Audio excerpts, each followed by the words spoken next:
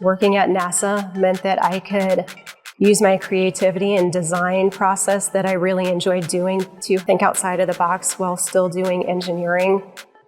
As a kid, I never in a million years pictured myself working at NASA, working on lunar soils and helping to develop tires for rovers and being able to send those to the moon or Mars and actually seeing your work completed.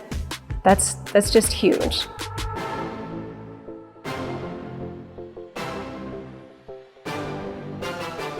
My name is Heather Orvac. I am a research engineer here at NASA Glenn Research Center. My job is to help develop and test tires for planetary rovers for both robotic and for manned missions.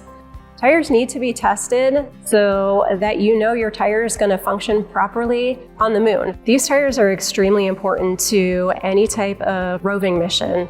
I would compare it to driving your car. How important are the tires on your car? The tires on your car go flat, you're not getting very far. So if we send a rover up to the moon and our tires fail, there's nobody up there that can fix it. Essentially, that mission is over.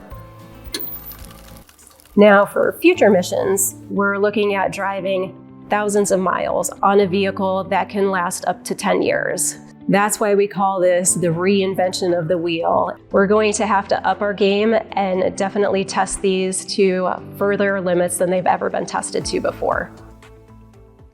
The Slope Lab here at NASA Glenn Research Center was developed in the early 2000s. This is a very unique, one-of-a-kind indoor test facility where we can test full-size roving vehicles on actual lunar soil simulants and with a tilting bed. So I get to work in a lab that has a giant sandbox in it. And in the giant sandbox, we get to drive rovers. And as we're driving the rovers, we're taking all sorts of different data and evaluating the performance of the tires. For testing tires, a typical day is actually pretty routine. I want to make sure that I have the appropriate hardware, the appropriate test article, and the appropriate test fixtures in place on the test rig. I'll probably spend the better part of the day in the lab running these tests and recording the data. We'll use that data to compare to other tires and see the similarities or the differences in performance.